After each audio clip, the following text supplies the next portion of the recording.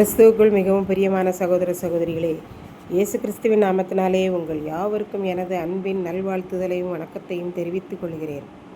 இன்றைய பகலின் குளிர்ச்சியான நாளின் தியான வசனம் யோவான் எழுதின சுவிசேஷம் 11ஆம் அதிகாரம் 5ஆம் வசனம்.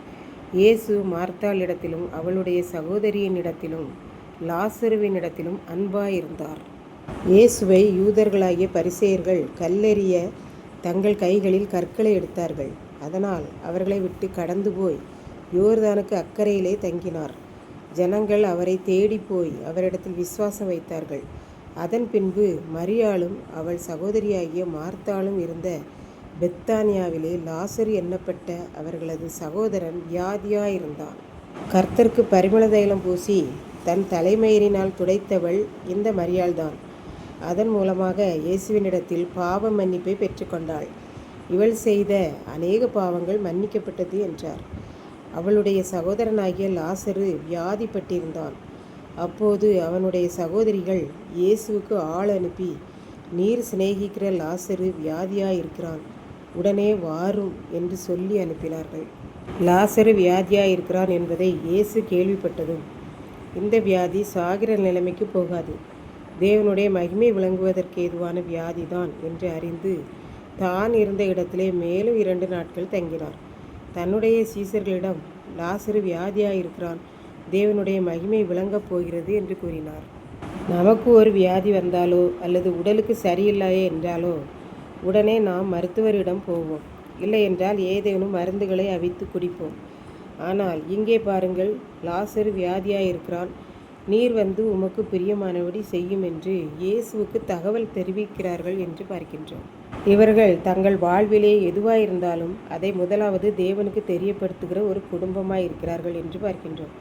தாய் தகப்பன் இல்லாத இந்த பிள்ளைகளிடத்தில் இயேசு அன்பாயிருந்தார்.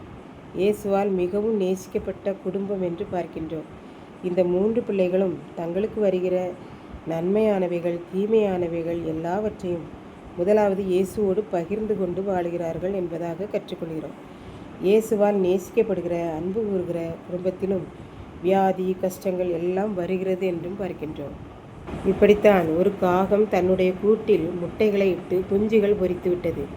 2 குஞ்சுகளுக்கு காகம் இரை தேடி கொண்டு வந்து கொடுக்கும். ஒரு நாள் இரை தேட போன காகம் திரும்பி வரவில்லை. இரை தேட போன இடத்தில் மரித்து விட்டது. இந்த 2 குஞ்சுகளும் ஆகாரமில்லாமலும் தண்ணீர் தாகத்தினாலும் வாடியது. அப்போது மற்றொரு காகம் அந்த வழியாய் பறந்து போனது. திடீரென இந்த காகத்தினுடைய 2 குஞ்சுகளும் இரைக்காக வாயை ஆவென்று திறந்து வைத்து கொண்டு கத்தியது. இதை பார்த்த அந்த காகம் மனம் இறங்கியது. உடனே போய் தன் வாயில் இரைகளையும் தண்ணீரையும் கொண்டு வந்து கொடுத்து கொஞ்ச நேரத்தில் 2 குஞ்சுகளின் வயிற்றையும் நிரப்பியது. தாயில்லாத குஞ்சுகளின் பசியை போக்கி இவைகள் பறந்து போகிற வரைக்கும் காப்பாற்றியது. தன்னுடைய அன்பை வெளிப்படுத்தியது என்று பார்க்கின்றோம். ஒரு காகத்திற்கே இந்த 2 குஞ்சுகள் மேலும் இவ்வளவு அன்பு இருக்குமானால் நம் ஆண்டவர் லாசர் குடும்பத்தின் மேல் எவ்வளவு அன்பாக இருந்திருப்பார் என்பதை நம்மால் புரிந்து கொள்ள முடிகிறது அல்லவா? ஒருவேளை எனக்கு தாய் இல்லையே, தகப்பன் இல்லையே, குடும்பத்தார் எல்லாரும் என்னை வெறுக்கிறார்களே, நான் ஒதுக்கப்பட்டவளாய் இருக்கிறேனே, என் குடும்பத்தை யாரும் கவனிக்கவில்லையே, நேசிக்கவில்லையே என்று கலங்கி நிற்கிறோமா? இந்த காகத்தை போல நமக்கும் ஆண்டவர் ஆதரவை தருவார். இதை கேட்டுக்கொண்டிருக்கும் எனக்கன்பானவர்களே, இன்றைக்கு நாம் வியாதியாக இருக்கிறோமா? கஷ்டங்கள் இருக்கிறதா? மனபாரங்கள் இருக்கிறதா? வியாகுலப்படுகிறோமா? துக்கப்படுகிறோமா? இந்த இயேசுவிடம் அந்த சகோதரிகளைப் போல தகவல்களை ஜெபத்தின் மூலமாகவோ வேண்டுதல்கள் மூலமாகவோ தெரிவித்து விடுவோம். ஏனென்றால் இயேசு நம்முடைய எல்லா குடும்பத்தின் மேலும் அவர் அன்புள்ளவராய் இருக்கிறார். அவர் நம்முடைய தகவல்களை கேட்டு சும்மா இருக்கிற தேவன் அல்ல, உடனே நமக்காக செயல்படும் தேவன் அவர். அப்போது இயேசு இவ்வாறு நம்மை பார்த்து கூறுவார், இந்த வியாதி இந்த பிரச்சனை மரணத்துக்கு ஏதுவானவைகள் அல்ல, தேவனுடைய மகிமை விளங்குவதற்காகவே இந்த வியாதி இந்த பிரச்சனைகள் எல்லாம் வந்திருக்கிறது. நானே உன் பரிகாரியாகிய கர்த்தர் என்று கூறி நம்மேல் அன்பு வைத்து விடுதலை செய்து அவர் மகிமைப்படுவார். கர்த்தர் தாமே இந்த வார்த்தைகளை ஆசீர்வதிப்பாராக. ஆமென். ஜெபம். அன்பின் ஆண்டவரே, இந்த அருமையான நல்ல நாளுக்காக நன்றி செலுத்துகிறேன். இப்போதும் இந்த வார்த்தைகளை கேட்டுக்கொண்டு இருக்கிற ஒவ்வொரு பிள்ளைகளும் உம்மேல் அன்பு வைத்து தன்னுடைய தேவைகளை கூறவும் நீர் அவர்கள் மேல் அன்பு செலுத்தி விடுதலை செய்யவும் அருள் தாரும்.